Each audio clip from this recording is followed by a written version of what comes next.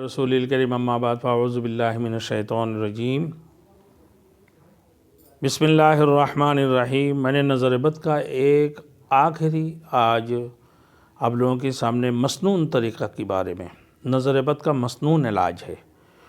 حضور اقدس صلی اللہ علیہ وسلم اپنا دونوں لاڈلے نواسے حضرت امام حسن اور حضرت امام حسین رضی اللہ تعالیٰ عنہ کو ہمیشہ یہ دم کیا کرتے تھے، بلکہ تعویذ کی شکل میں بنا کر ان کی گلے میں بھی ڈالے ہیں۔ فرماتے یہ دعا پڑھ کر دم کیا کرتے تھے اللہ کے رسول صلی اللہ علیہ وسلم۔ اللہ کے رسول صلی اللہ علیہ وسلم یہ دعا پڑھ کے حضرت حسن اور حسین رضی اللہ تعالیٰ عنہ کو دم کیا کرتے تھے۔ وہ کیا ہے؟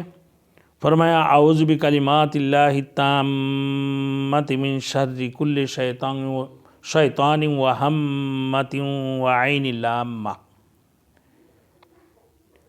تحسنت بحسن الف لا حول ولا قوة الا باللہ العلی العظیم۔ یہ آیات رسول مقبول صلی اللہ علیہ وسلم یہ پڑھ کر حضرت امام حسن اور حضرت امام حسین رضی اللہ تعالیٰ عنہما ان دونوں کو یہ دم کیا کرتے تھے اللہ کی رسول صلی اللہ علیہ وسلم۔ فرمایا کرتے تھے کہ میں تمہیں یہ دعا کے ساتھ دم کر رہا ہوں جس دعا کے ساتھ ہمارے جد امجد سیدنا حضرت ابراہیم علیہ خلیل اللہ علیہ السلام نے اپنے بیٹے حضرت اسماعیل اور حضرت اسحاق علیہ السلام کو بھی دم کیا کرتے تھے اسی آیات سے۔